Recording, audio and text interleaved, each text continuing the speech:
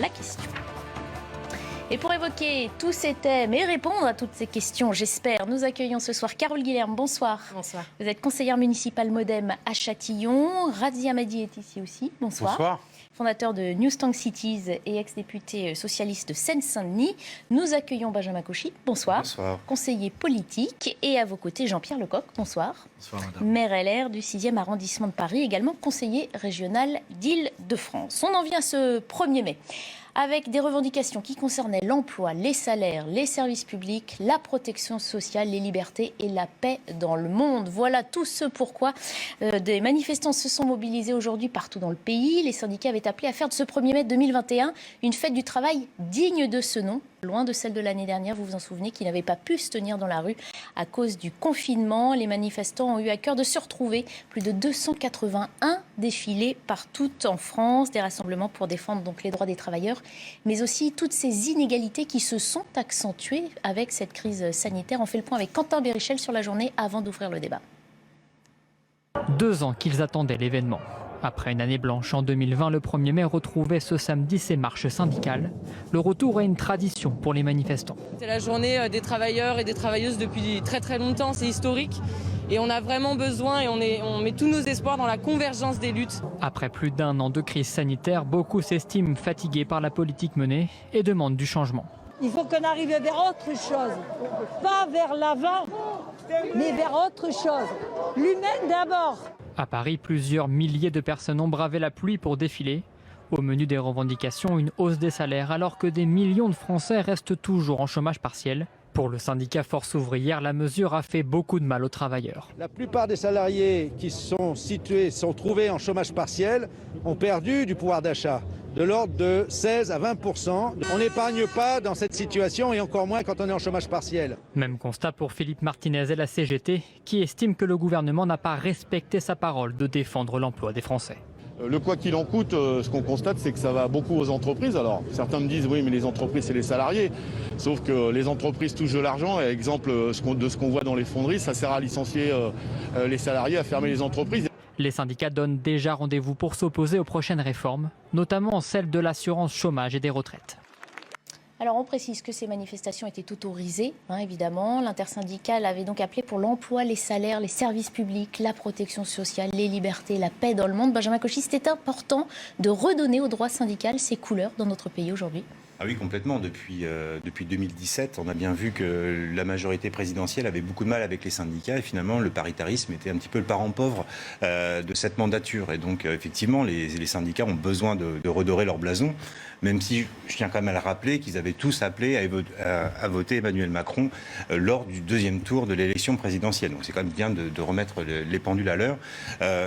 Assez interpellé finalement par l'ensemble des sujets qui ont voulu être évoqués par... La liste est longue. La liste est longue, une liste un peu à la Prévert, surtout la paix dans le monde. Alors là, j'adore, j'ai l'impression qu'il y avait un défilé de Miss France, la paix dans le monde, c'est toujours bienveillant. En attendant, c'est quand même en marge de ces manifestations pour la paix dans le monde qu'il y a eu des heurts, qu'il y a eu des policiers blessés. Donc si on n'est pas capable de respecter un policier, je ne vois pas comment on va être capable d'instaurer la paix dans le monde.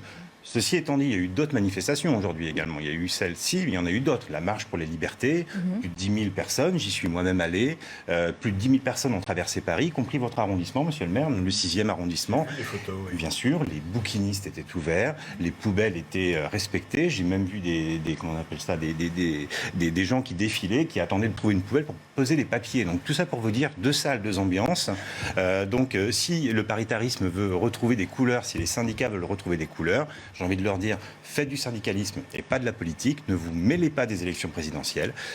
Quoi qu'il en soit. Tout est un peu entremêlé, justement. On a essayé de distinguer ce soir, justement, cet aspect 1er mai pour ensuite évoquer la présidentielle, mais on sent bien que ça se mélange. Il y a une porosité aujourd'hui. Non, mais d'abord, parce que certes, il y a des désaccords, chacun est dans son rôle peut-être, mais qui est 2-3 Jules Berlu qui en fin de manifestation, n'ayant rien à voir avec les syndicats, parce que pour avoir eu beaucoup de mes amis qui étaient présents cet après-midi, il y a eu véritablement de la part des syndicats une véritable montée en puissance à la fois de l'organisation, des services d'ordre, des cordons de sécurité qui ont pu foutre quelques pagailles ici ou là. Ça n'a rien à voir avec le mot d'ordre, ça n'a rien à voir voir avec les syndicats.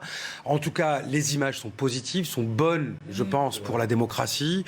Il y avait du monde, les gens sont contents de retrouver la rue. La France, c'est aussi ça, c'est-à-dire un pays où des syndicats, le 1er mai, manifestent, et tant mieux, c'est une bonne chose, comme dans beaucoup d'endroits dans le monde, avec des mots d'ordre qui ensuite peuvent être analysés à l'aune de ce qu'est la situation sociale et politique. Situation sociale où, oui, il y a des tensions fortes, c'est-à-dire qu'on ne sort pas un pays indemne dans son corps social et économique après un an de mise à l'arrêt quasiment de pans entiers de notre économie, psychologiquement, socialement. Donc, il y a deux solutions, j'ai envie de dire. Est-ce qu'on sort de ça en disant c'est de la faute d'un tel, ou est-ce qu'on peut... Parce que tout le monde dit oui, la vie après le Covid ne sera pas la même que celle avant le Covid, tout ça, etc. Et en général, 72 heures après, business as usual, et tout redevient normal. Ah bah on l'espère, on l'espère. Moi, j'espère surtout que ça redevienne pas normal. C'est juste qu'on a appris à être prudent dans cette crise. Et d'ailleurs, je rejoins ce qui a été dit, que du point de vue sur ce point-là, en tout cas, du point de vue du dialogue social, qu'on soit capable de dire comment on y arrive tous ensemble.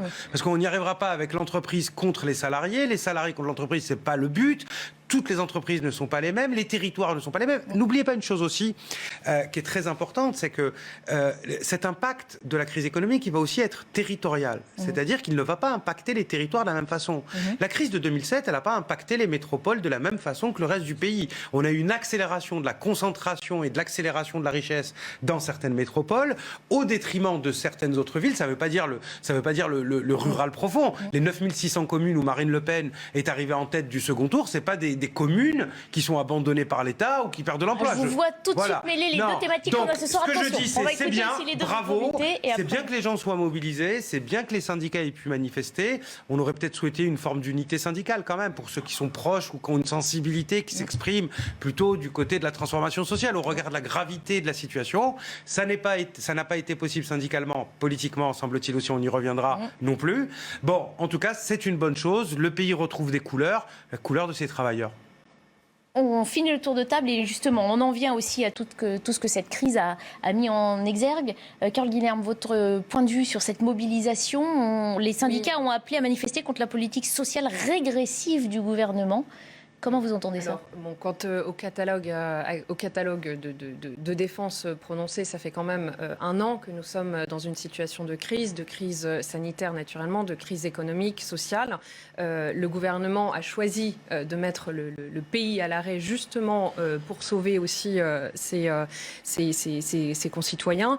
Et les mesures d'aide à l'emploi, de chômage partiel, d'aide aux entreprises ont été très fortes, à tel point que l'économie a été aidée de manière majeure dans le pays et dans les entreprises et dans les salariés. Donc aujourd'hui, il est normal, ça appartient à la culture syndicale, qu'on retrouve aussi le chemin du dialogue, mais entendre dire que le gouvernement n'a rien fait ou ne participe pas de discussion, c'est tout de même assez gros. Reconnaissez que durant la période des Gilets jaunes, dès le début des Gilets jaunes par exemple, vous aviez M. Laurent Berger, le président, le patron de la CFDT, M. Berger, qui disait « j'appelle à un Grenelle, allons discuter. » Ça a mis des mois et finalement le président de la République a décidé de faire des grands débats, des grands monologues et finalement le paritarisme a déjà été pas mal chahuté. La réforme des retraites, on a bien vu la difficulté sur la réforme des retraites. Qui ont donné lieu à la Convention citoyenne pour le climat notamment, enfin le dialogue entre les citoyens. La Convention citoyenne du climat, attendez, vous croyez sérieux? Non mais attendez, excusez-moi. Non mais juste, je finis là-dessus parce que c'est vrai que le climat n'est pas dans les revendications citées du jour. Non, j'étais étonné, mais en même temps, bref. La Convention citoyenne du climat, c'était pas une revendication originelle des Gilets jaunes. Les Gilets jaunes, et j'en fais partie, se plaignaient d'un problème de pouvoir d'achat. Et juste cela. Après, il y a eu toute une dérive citoyenne, écolo, gaucho, tout ce que vous voulez, qui a fait que ça a changé les choses. Oui, le pouvoir d'achat, ça s'est pas amélioré dans cette crise. Ça reste un argument de taille. Le pouvoir d'achat ne s'est pas amélioré dans cette crise pour une grande... Attendez, mais il faut aussi être sérieux et à mon avis, si on veut s'attaquer, entre guillemets, en tout cas au débat, l'humilité déjà au débat, pas aux actions, pour le redressement du pays, il faut être sérieux. Oui, il y a une certaine catégorie de salariés qui n'ont pas été impactés par le chômage partiel, qui donc ont épargné, tout ça, etc. Bon, il y a quand même des chiffres de la Banque de France qui montrent qu'il y a des niveaux d'épargne record.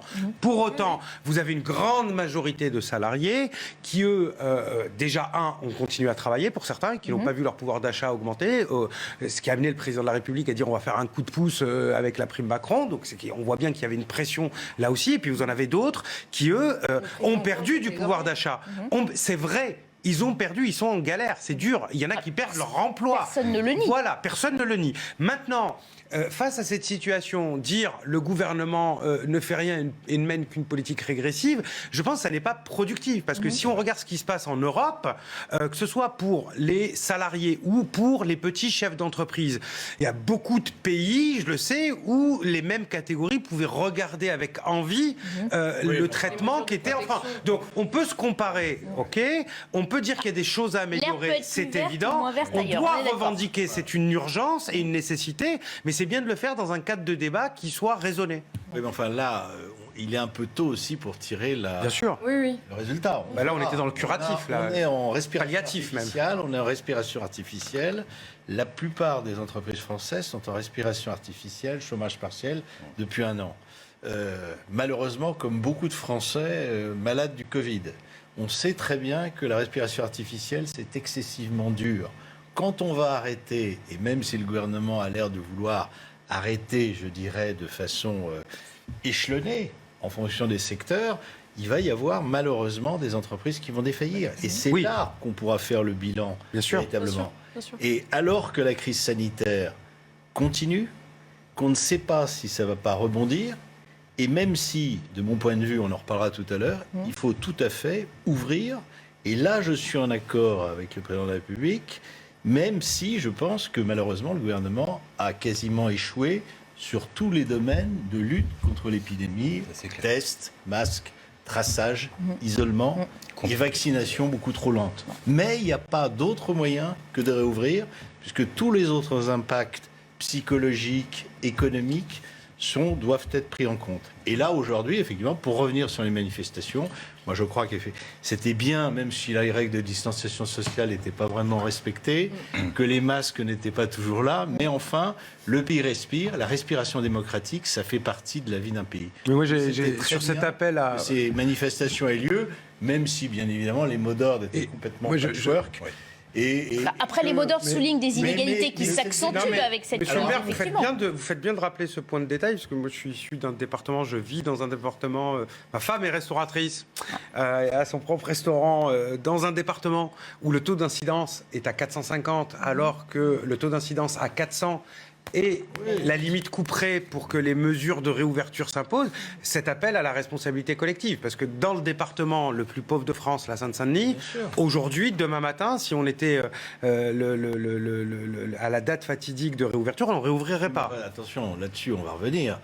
Je vous signale que le président de la République, cet hiver, disait on rouvre à 5000 cas positifs par jour. Après, c'est pas les mêmes. 5000. C'est pas les mêmes. Non, mais je veux dire, tous les plus de 70, on a une grande majorité des plus de 70 ans qui sont vaccinés, c'est pas les mêmes qui arrivent dans les urgences.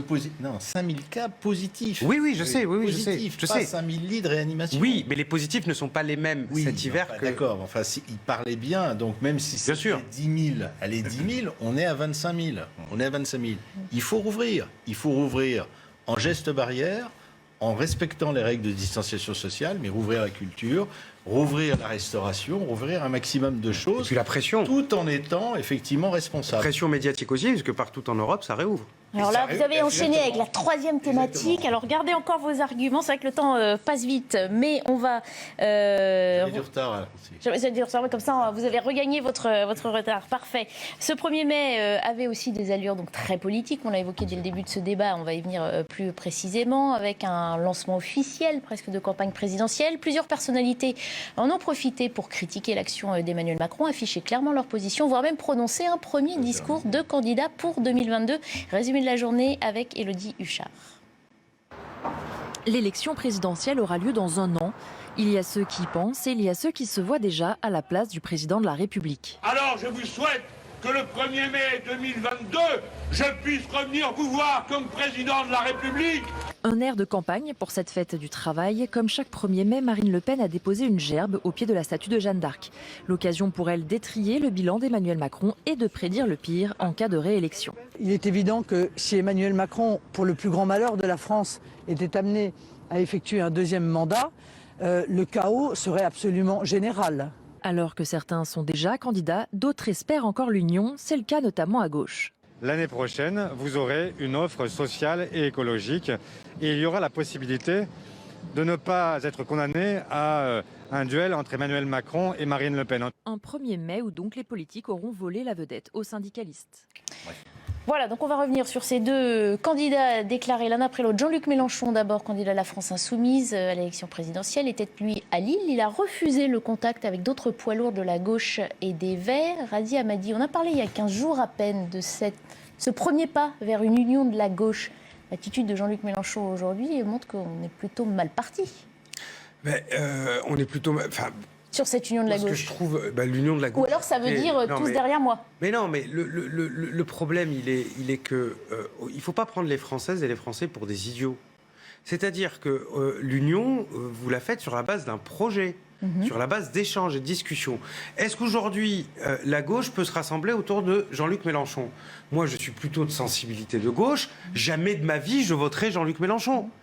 Sauf dans un cas d'appel au vote républicain. Et pourtant, il est mieux placé à gauche pour l'instant dans les intentions de vote. Je ne vais pas voter pour quelqu'un avec lequel je ne suis pas d'accord, ni avec la stratégie, la personne, l'incarnation, parce qu'il est mieux placé. Je suis écologiste. Parce qu'il sauve la gauche, peut-être. Je suis écologiste, c'est mon engagement au quotidien. Au quotidien, je travaille sur des zones à faible émission, je travaille sur les bilans carbone, on travaille sur des stratégies de ville zéro carbone au quotidien. Bon, je ne suis pas pour la sortie du nucléaire. Il en a parlé. Je dois fermer les yeux, me boucher les oreilles, ne rien dire et dire pour l'intérêt de la gauche.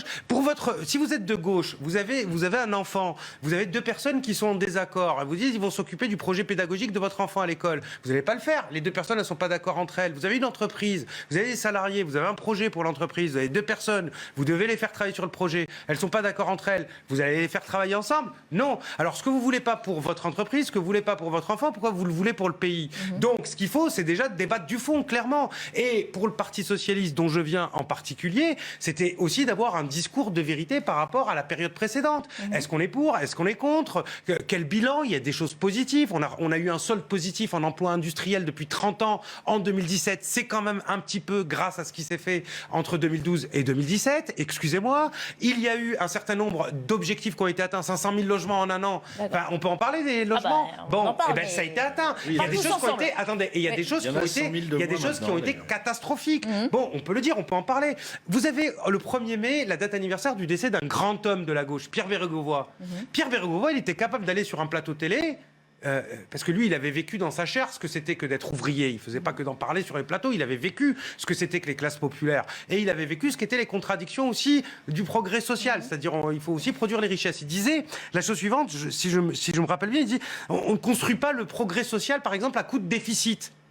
Bon, est-ce qu'il y a un leader de gauche qui est capable de le dire ça aujourd'hui en disant moi je pense qu'il faut du progrès social, mais il y a aussi une compétitivité économique. Il n'y a plus personne. On est prêt à s'asseoir. Disons que ces leaders de gauche n'ont pas le parcours les Français, que vous venez de décrire concernant... Ce que je veux dire, c'est qu'il faut d'abord débattre du fond et du projet et du programme. Donc aujourd'hui, je pense qu'il y a peut-être, comme le dit, faut vérifier, Olivier Faure, peut-être des possibilités d'avoir une alliance sociale écologique. Mais si c'est pour arriver à des décisions telles que celles qu'on a prises sur certaines centrales nucléaires ou pour faire un accord, on a décidé du jour au lendemain de se couper le bras, notamment dans le cadre d'une politique de transition énergétique, je suis pour qu'on y réfléchisse de manière un peu plus sérieuse. Le pays mérite mieux que ça. Alors, où vont ces discussions ? Moi, je souhaiterais qu'il y ait une union de la gauche pour la transformation sociale et tout ça, et tout ce qu'on veut. On va suivre ça de près. En tout cas, ce qu'on ne peut pas reprocher à Jean-Luc Mélenchon, après qu'on le soutienne ou pas, c'est de s'adresser justement à cette France qui semble souffrir le plus en ce moment de cette crise sanitaire, de cette crise économique. Et c'est là qu'il tient le leadership un petit peu à gauche. Il semble s'adresser à cette France que le reste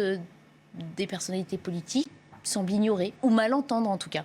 Oui, ni l'un ni l'autre, je dirais. C'est pas une question de malentendre ou de méconnaître, c'est tout simplement, j'ai envie de dire, peut-être un tabou pour la droite française de parler des questions sociales. Pourtant, Philippe Séguin était à l'époque quelqu'un qui, au-delà de ses valeurs gaullistes, parlait clairement des positions sociales. Et moi, j'attends effectivement que les Républicains, que le Rassemblement National, que Debout la France, que d'autres partis, les Patriotes par exemple, j'essaie d'être extrêmement large. Pour l'extrême droite, souvent les gens de gauche et de droite sont bien, surtout lorsqu'ils sont décédés. Je vous parle pas je vous parle des idées.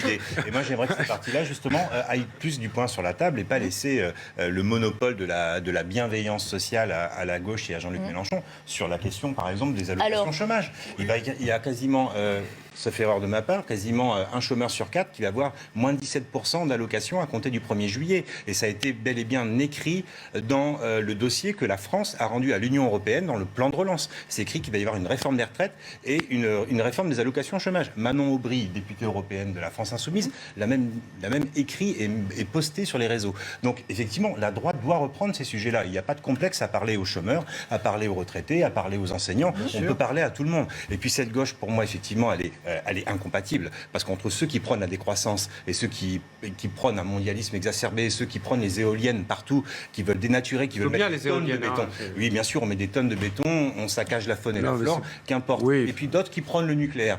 Parce que c'est l'indépendance énergétique. La gauche n'arrivera jamais à trouver un terrain. Si, c'est possible, il y a un chemin. Bien sûr, ça s'appellera la compromission. La gauche, et pas que les gauchistes, les forces de progrès. Je voulais intervenir pour dire que sur la présidentielle, le débat s'engage un peu tôt, puisqu'on est plutôt dans les régionales. Je pense que le vrai débat, ça sera après les régionales, qui peuvent d'ailleurs clarifier un certain nombre de choses pour un certain nombre de candidats putatifs.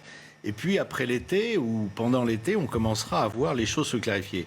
Mais moi, je pense que véritablement, le débat présidentiel de 2027, de 2022. 22. Ah oui, vous êtes déjà. De 2022 sera déjà 2027. Vous n'avez pas de candidat pour 2022, mais vous pensez que sera un débat passionnant. Ou alors ils ont trouvé le candidat pour 2027. Tout peut être sur la table. Mais sortez-le plus tôt, parce que. En réalité, malheureusement, au cours de ce quinquennat, je vais être un peu critique, mais vous le savez que je le suis. J'ai cru. C'est pour ça qu'on vous invite, Jean-Pierre Lecoq. Et malheureusement, après le grand débat national auquel j'ai participé, je me suis dit qu'il y avait quelque chose qui n'allait pas, puisqu'on avait remis le président en selle avec le grand débat après la révolte des Gilets jaunes, et que malheureusement, après avoir fait le beau devant des assemblées de maires ceints de leur écharpe qui l'écoutaient, tels des cohortes de pingouins vêtus d'écharpes tricolores, eh bien, il revenait, il réécoutait sa petite secte parlementaire je parle de leur marche, je ne confonds pas avec les modèles, qui l'entoure et recruté sur Internet. Et donc, il revenait sur des réformes mal comprises, mal emmanchées. On a parlé de la réforme des retraites, on peut aussi parler de la réforme de l'assurance chômage. Donc, je pense que tout va être sur la table, tout est possible, la gauche peut très bien se reformer. Le débat Le Pen-Macron n'est pas vraiment instauré. Je pense d'ailleurs que si maintenant on le rejoue, ça se traduira par un échec retentissant d'Emmanuel Macron. Ça, j'en suis absolument persuadé. J'en suis persuadé parce que vous avez beaucoup de gens qui ne votaient pas, qui voteront malheureusement pour exprimer, qui voteront contre. On sait malheureusement qu'en France, au deuxième tour, on peut beaucoup voter contre. Alors, on a voté beaucoup contre, effectivement, Jean-Marie Le Pen en 2002 et Marine Le Pen en 2017. Mais attention au match retour en 2022. Je crois que tout est possible. Et effectivement, vous l'avez dit, et moi je le pense, la droite républicaine, elle doit n'oublier aucun débat. Elle a des alliés potentiels. Au premier tour, on se focalise sur son électorat, on essaie de l'élargir. Et au deuxième tour, effectivement, on rassemble le plus possible. Alors, Carole Guilherme, avant qu'on passe à Marine Le Pen, justement. Alors, naturellement, tout est possible, puisque c'est le principe même de la démocratie. Donc, on débat, et c'est le principe. Là, aujourd'hui, je regrette qu'on débatte déjà. C'est un peu la course des petits chevaux de la présidentielle. On est encore dans une crise dont on attend de tirer. Parce que certains de ces petits chevaux se sont lancés, justement. Oui, manifestement, oui, mais on a encore des questions. Le président de la République aussi s'est lancé, puisqu'il parle lui-même dans son interview à la presse quotidienne régionale. Ensuite, ce que je regrette des propos de M. Lecoq, un jour on nous dit c'est pas suffisamment bien, le président de la République a une fonction très verticale ou une manière d'appréhender sa fonction de manière très verticale. Le jour où il descend dans l'arène avec un exercice de démocratie participative complètement inédit, et le lendemain on dit non, ça n'est absolument pas. C'est vous qui citez le grand débat. Oui, mais après il a trahi ce grand débat. désolé, on a quand même cherché à changer les C'était choses. pas du participatif. C'était pas du participatif. Parler pendant des heures. On va laisser finir Carole Guilhem qu'on a moins entendu. Oui, s'il vous plaît.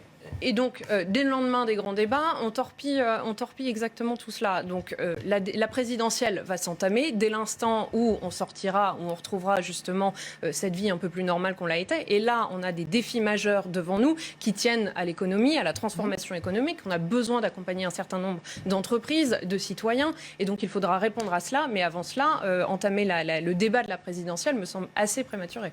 Je crois qu'on ratera une étape importante de l'avenir de notre pays si la prochaine élection présidentielle, sur le fond, n'est pas l'occasion d'un véritable débat dans la clarté. Et je pense que les populistes, les démagogues et les extrêmes vont tout faire pour que ça ne soit pas dans la clarté. Bah évidemment. Et, ça va être le premier objectif. Mais la clarté, ça veut dire qu'il faut que la gauche soit la gauche. Mais la gauche... Ça c'est clair, d'accord. Mais qu'est-ce que ça veut dire, qu'est-ce que ça veut dire ? Ça veut dire qu'elle n'est pas que l'opposition, elle peut être aussi la proposition. Okay. Qu'elle n'est pas simplement dans l'alliance tactique, mais y compris dans la synthèse. Je sais que le mot est interdit, mais les forces politiques à droite comme à gauche sont à un moment donné obligées. Vous ne pouvez pas dire aux Français il faut qu'on se mette autour de la table pour définir un contrat social et interdire le mot de synthèse pour des responsables politiques qui sont amenés à diriger le pays, qui eux aussi doivent se mettre autour de la table pour pouvoir proposer un projet. C'est la même chose pour la droite. L'extrême droite, elle, reste l'extrême droite. Il n'y a pas de problème. Elle joue très bien son rôle. Elle n'a pas changé de posture. D'ailleurs, elle en profite. Et puis l'extrême gauche, avec Jean-Luc Mélenchon, reste l'extrême gauche. Et il y a un président de la République qui souhaite incarner justement cet élan progressiste, centriste. Bon, mais c'est dans ce cadre-là qu'il faut qu'il y ait le débat. Et sur ce débat-là, on a des enjeux qui sont historiques pour le pays. Sur la question européenne, sur la question industrielle, sur les enjeux géostratégiques. Nous sommes à un moment de basculement du monde. Et dans ce monde-là, quel rôle va jouer la France ? Vaste débat, mais on n'aura pas le temps de l'évoquer ce soir. Un dernier mot de Benjamin Cauchy pour qu'on entende Marine Le Pen avant de passer à la thématique Covid. Ça va très vite ce soir. Vous voulez que je parle de Marine Le Pen ? Vous voulez qu'on l'entende avant ? Alors on va faire ça. On va voir, puisqu'elle aussi s'y voit déjà. Marine Le Pen qui était donc en campagne, c'est en principal rival du chef de l'État, qu'elle s'est exprimée en ce 1er mai. On l'écoute et on discute. Nous venons de vivre 4 ans de chaos, de désunion, de fragmentation. C'est un mandat de violence, et particulièrement, il faut bien le dire, de violence à l'égard du peuple français. Et c'est la raison pour laquelle je suis convaincu que je serai élu président de la République. Voilà, alors parlons de Marine Le Pen, justement. Elle y croit, elle est convaincue d'être élue en 2022. J'espère que tous les candidats à l'élection présidentielle sont convaincus de leur chance de gagner. Ça, c'est la moindre des choses. Moi, ce qui m'intéresse principalement, c'est, vous le disiez tout à l'heure, il va y avoir un choix de société en 2022. Est-ce que c'est précipité par rapport à la crise économique et sociale, épidémique qu'on vit en même temps ? Est-ce que la question des Gilets jaunes de 2018 a été tranchée ? Est-ce qu'on a répondu aux Français ? Tout ça est non. Tout est un ensemble. Donc, personne n'y a répondu d'ailleurs. Personne n'y a répondu. Personne n'y a répondu aujourd'hui, notamment parce que les cahiers de doléances sont planqués sous la table dans les caves. La réponse n'était pas forcément dans les cahiers de doléances. Quoi qu'il en soit, moi ce qui m'intéresse par rapport à la candidature de Marine Le Pen, c'est pas Marine Le Pen en tant que telle. Elle dresse un constat. Le constat que une majorité de Français font, mais y compris d'autres partis politiques que celle de Marine Le Pen. Il y a un problème de communautarisme dans le pays. Il y a un problème avec l'islamisme dans notre pays. On a un problème à maîtriser correctement et faire un choix de société par rapport à l'immigration que nous souhaitons. Est-ce que nous souhaitons une immigration choisie ou non ? Il y a d'autres sujets. Le sujet de la sécurité, la question européenne, vous le disiez. Donc, que Marine Le Pen se présente, c'est normal, entre guillemets, elle représente un parti qui a 20-25% dans les sondages. Moi, ce qui m'intéresse surtout, c'est de se dire, à 1 an des élections présidentielles, que les sujets que pointe Marine Le Pen et que constate Marine Le Pen sont des sujets que les Républicains pointent également, que Debout la France pointe également. Et donc, à 1 an des élections présidentielles, je suis persuadé que l'affiche qui nous est annoncée, Marine Le Pen, Emmanuel Macron, vous le disiez, Monsieur Lecoq, ne sera pas là. Parce qu'aujourd'hui, les sujets que défendait Marine Le Pen sont des sujets qui ont atteint une grande majorité des Français. La différence aussi, c'est qu'une partie de la gauche a d'ores et déjà annoncé qu'elle n'allait pas jouer le Front républicain. Oui, absolument. Quand on regarde un petit peu le corps électoral, c'est très dangereux. Les reports aussi de voix de la France insoumise sur le second tour, un quart vont voter Macron, un quart voterait Le Pen et la moitié irait à la pêche. Donc effectivement, on comprend quand même qu'il y a une difficulté. Ça, c'est une image qui pourrait vous plaire, d'aller à la pêche ou d'aller voter, Jean-Pierre Decool. Monsieur valide ce que j'ai dit tout à l'heure. Rejouer le match Macron-Le Pen, c'est un match perdant pour l'actuel président de la République. Oui, sauf qu'aucun autre candidat ne sort ni à gauche ni à droite. Soyez patiente. Non, madame, soyez patiente. Là, vous essayez. C'est normal. Patiente, ça fait quelques années que la gauche et la droite auraient pu sortir de nouveaux candidats du chapeau et à un an de l'élection, on n'en a pas d'autres. C'est normal que les médias essaient de réinstaurer le match, le retour. Ça existait. Hein. Chirac, Mitterrand, etc., etc. On a connu ça. Giscard, Mitterrand. Non, mais ça veut dire que les Républicains vont nous sortir un candidat là dans les 3 mois qui viennent. Soyez patient. Et Macron était-il connu? Il est sorti du chapeau. D'ailleurs, je rappelle qu'il D'accord, mais il avait l'air d'être une exception dans ce système. Il est issu du Parti Socialiste, Macron. Il n'a jamais été adhérent du PS. Jamais, mais enfin, il était dans le gouvernement de François Hollande. Donc, c'est pas un perdreau neuf en 2017. Non, mais il faisait partie du paysage politique. Il était à Bercy. Il faisait partie du paysage politique récemment. Maintenant, il doit se poser la question, ai-je été un bon président de la République? Quel est mon bilan? Le bilan, ça va être 22, un PIB passé de... Oh, écoutez, il a tellement été mauvais qu'on aurait forcément fait mieux. Ça, on peut pas... Non, c'est moi qui le dis, mais comment? Et quand on compare à ce qui a été fait en Europe, y compris dans la gestion de la crise, le bilan sera cataclysmique. Mais je ne veux pas le faire ce soir. On le fera en son temps, et surtout le président de la République doit le faire. Il doit se poser la question. Suis-je en capacité, compte tenu de mon bilan, compte tenu de ma façon de gouverner la France, puis-je me représenter? Allez, un dernier mot et puis on enchaîne avec le Covid. Je crois que... En effet, aujourd'hui, on ne sait pas de quoi sera fait le scénario de la rentrée prochaine. Il y a en effet des régionales. La droite républicaine dans ce pays, ça existe. D'ailleurs, ça n'est pas un hasard si le discours de Marine Le Pen consiste à tout faire pour dire « je ne suis pas d'extrême droite ». C'est-à-dire qu'elle pense qu'elle peut gagner si elle cesse d'être ce qu'elle est, l'extrême droite. Donc, elle n'est plus l'extrême droite. Donc, elle va, parler aux Républicains. On parlait de clarté tout à l'heure. Elle va parler aux Républicains. Aujourd'hui, les Républicains, le parti, elle va tirer, regardez, elle va tirer les grosses ficelles, y compris du point de vue économique, parce qu'elle a dit deux choses aujourd'hui qui sont passées assez. Elle n'a pas grand-chose à faire. Si, elle a parlé de la transmission, c'est-à-dire l'héritage, a lancé quelque chose avec son père, puisque quand même sa fortune n'est due qu'à l'héritage politique et financier de sa propre famille, c'est comme ça en génération.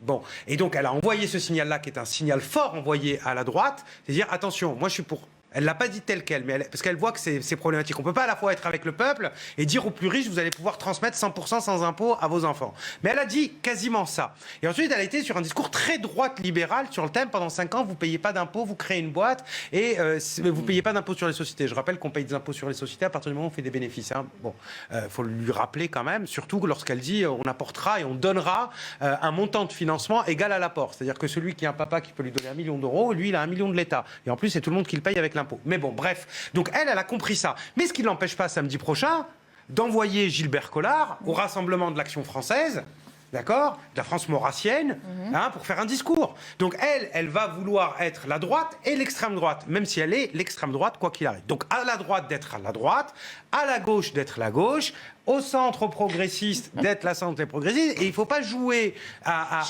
vouloir aller prendre des parts de marché à 1 an de l'élection, parce que c'est pas dans ça qu'on fait c'est pas comme ça qu'on fait de la clarté. La gauche fait pareil. Je vous dis que les extrêmes, et ce qu'il y a de pire pour notre pays, pourra vaincre, non pas parce qu'il aura battu un candidat, même le président sortant, si jamais dans le pire des cas il l'emporte, mais parce que le débat dans la clarté n'aura pas eu lieu. Et c'est dans le chaos qu'ils surgiront. Ça s'est toujours passé comme ça dans l'histoire. Donc que chacun joue son rôle, cherche pas à jouer à la part de marché des uns et des autres, qu'il incarne ce qu'il a dans les tripes et qu'il a envie de dire aux Françaises et aux Français pour redresser le pays, et qu'il le fasse en phase avec ses convictions. Et d'autant plus que la crise sanitaire a affaibli le débat démocratique, il renaît tout simplement, et on a beaucoup de mal, parce que certains nous disent, notamment le parti majoritaire, que je ne confonds pas avec le MoDem, nous dit circuler, il n'y a rien à voir, on est des génies, c'est scandaleux, vous critiquez le président de la République, on est en crise sanitaire, et vous faites de la politique sur le dos, effectivement, des malades du Covid. Non, malheureusement, la démocratie, elle doit fonctionner, elle refonctionne un peu en ce moment, et il faut qu'elle fonctionne tout au long de l'année prochaine. Alors attention, 8 minutes. Oui. Dernier point à l'attention de la gauche, plus vous parlerez de Marine Le Pen, plus vous allez lui faire de la pub. Donc, parlez de projet, et j'ai envie de dire... J'ai parlé de ses propositions ce matin, Oui, j'ai pas parlé d'elle. arrêtez d'en parler.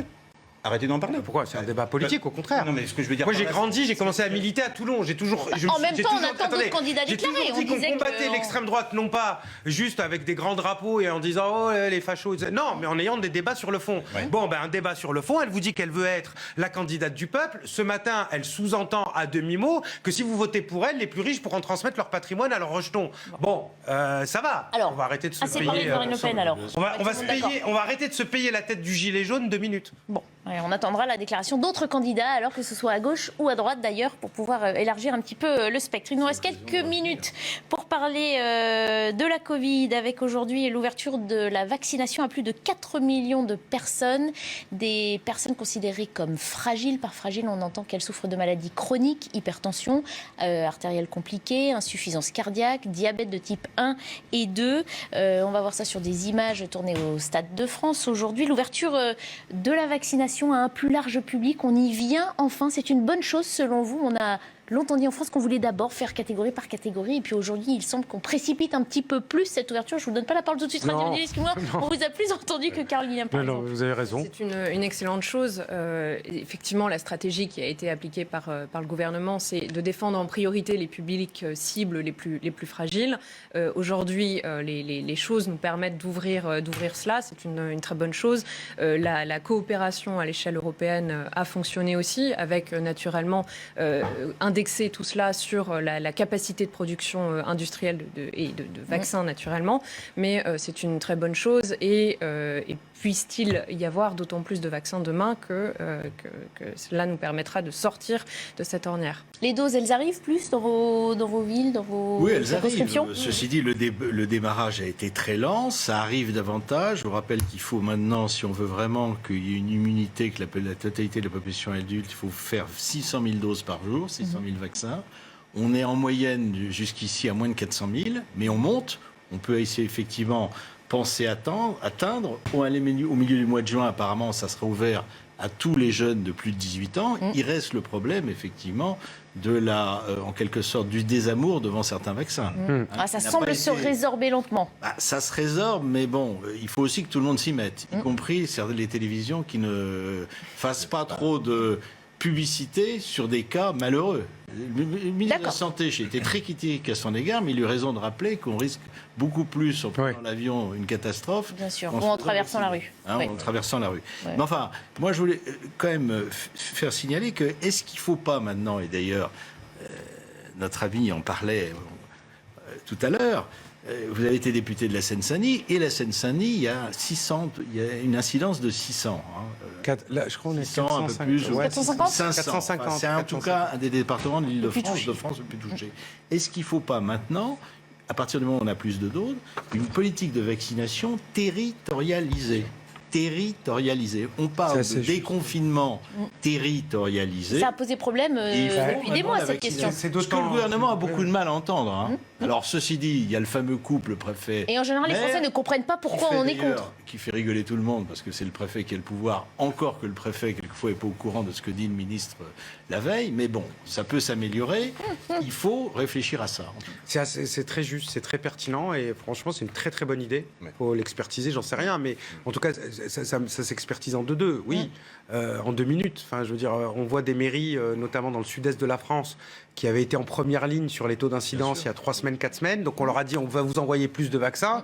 Et maintenant, on a les élus qui font des interviews en disant, chez nous, on vaccine chez les plus de 40 ans. Voilà, nous, on a du vaccin. Donc, bon, la Seine-Saint-Denis, elle est en première ligne. C'est le cœur économique quand même de la France. Voilà, donc peut-être plus de vaccins. J'ose espérer que ce type de décision est réfléchi au niveau. En tout cas, c'est une proposition. Et puis les médecins de santé publique qui expliquent aussi, pour vaincre les réticences, qui existent aussi. Allez, il nous reste 4 minutes. Je voudrais vous montrer ces images qui nous viennent d'Angleterre à présent et qui vont faire pâlir d'envie les nostalgiques des soirées en discothèque. Regardez, 3000 jeunes ont fait la fête dans une boîte de nuit de Liverpool hier soir. D'autres le font ce soir au même endroit, comme dans la vie d'avant, collés les uns aux autres et sans masque. Il s'agit de soirées tests soutenues par le gouvernement pour relancer les événements grand public à mesure que la pandémie de Covid-19 recule en Angleterre. Pour entrer, il faut fournir la preuve d'un dépistage négatif antigénique et les participants sont ensuite invités à effectuer un test PCR avant et après l'événement. Les chercheurs accumulent les données pour étudier comment la distanciation sociale et la ventilation affectent la propagation du virus. Ça vous donne envie, ça? On sait qu'en France, on a voulu le faire, la victoire des musiques, ça a été refusé. On parle là maintenant d'un concert pour fin mai. C'est un risque à prendre, mais ça fait avancer les connaissances sur cette maladie qu'on connaît peu. Absolument, il faut tester. Les Espagnols l'ont fait, les Anglais le font. Allons-y. Le secteur de la musique, c'est plus d'1,5 milliard. C'est des centaines, c'est des dizaines de milliers de personnes. Je parle de tant les intermittents que les artistes. La musique électronique est un produit, la French Touch, qui s'exporte partout dans le monde. Je crois qu'effectivement, ça serait tout à l'honneur de Roselyne Bachelot que de prendre le taureau par les cornes et d'aller dire, allez, on teste des grandes Surtout réunions. qu'on peut adapter le système. Ça s'est fait à Barcelone fin mars avec 1 mètre entre Cadré, chacun, avec des masques. Là, on a vu, il n'y avait pas forcément des masques. Qu'est-ce qui nous retient de le faire? Pourquoi on ne l'a pas fait plus tôt? On est l'un des derniers pays en Europe à L'audace, tester. c'est le principe de précaution. Ils ont peur. Je ne sais pas. Je crois qu'effectivement, les lieux de culture, certains lieux de culture, musées, monuments, même cinéma, auraient dû revoir depuis longtemps. Alors, ils vont ouvrir le 19 mai. Espérons en tout cas que les Français retrouvent le chemin de la culture, parce que la culture, ça fait partie aussi de notre vie. Mais un dernier mot. Prévoyons quand même des vaccins en 2022. Parce qu'à mon avis, la lutte contre le Covid-19... Je pense que c'est le cas, non? Vous avez un doute? Non, mais moi, j'ai un doute. Vous savez, on a toujours couru après cette épidémie. Oui. Donc là, et si j'ai bien compris, Macron sera président du Conseil européen pendant 6 mois. 1er janvier. 1er janvier. Qui prévoit déjà de commander des vaccins. Ça va peut-être nous aider. Sur ces tests aussi, la position de la France par rapport à ses voisins européens, ça s'est fait à Berlin aussi. Oui, tout à fait. Alors c'est prévu le 29. Je crois, mai à Marseille. Mais la date n'est pas tellement sûre. 29 mai à Marseille. Concert d'Indochine, apparemment. J'ai noté, à mon grand désarroi, un certain nombre de commentaires qui avaient été rapportés, notamment quand on a posé la semaine dernière la question à la ministre de la Culture, Roselyne Bachelot. Elle a dit c'est à la santé que ça se décide. Après, on a dit ça coûte cher. Moi, j'ai envie de dire on peut pas se payer le prix d'absence de coordination, ou de non-dit, ou de questions techniques, bureaucratiques. Voilà. Et il faut qu'on retrouve l'audace d'être français, et voilà, d'être audacieux, d'être aussi en premier. Voilà. Bon, c'est symbolique, mais on aurait peut-être voulu, on aurait pu être les premiers. On a des bons chercheurs, on a des gens dans le domaine de la scène. D'ailleurs, les représentants de la scène et du monde de la nuit qui sont quand même beaucoup oubliés dans les dispositifs de réouverture, les discothèques, etc. C'est vrai que les datas, comme on dit, et données permettent aussi peut-être de pouvoir dire est-ce qu'on peut réouvrir les boîtes de nuit dans le cas où on arrive avec des tests négatifs et où on est testé à la sortie pour suivre d'éventuels clusters.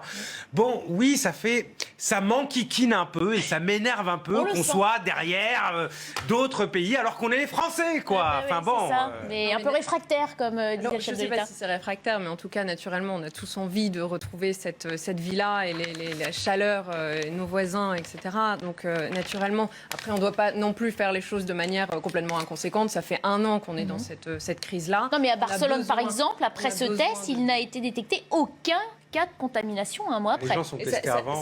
Ça pose la question aussi du pass sanitaire sur lequel un débat parlementaire doit être... Et qui est lui-même prévu. Et qui est prévu, absolument, mais sur lequel la définition doit être parfaitement coordonnée aussi, sur lequel donc un débat parlementaire va s'engager, c'est ce qu'a annoncé le président de la République. Donc on voit la sortie progressivement. Il faut qu'on accompagne cela avec raison aussi. Ouais. On avait fait 2 tests quand même, ce qu'on appelle vous savez, la rave party à Noël, où il y avait eu plusieurs centaines, il n'y a pas eu de cas, c'est un beau test. Oui. Puis un deuxième test, c'était le Mardi Gras à Marseille. La traçabilité de tout le monde. Je pose la question. Les 4500, 5000 personnes à Marseille, c'est pas péremptoire du tout. Je vais pas ça sur là.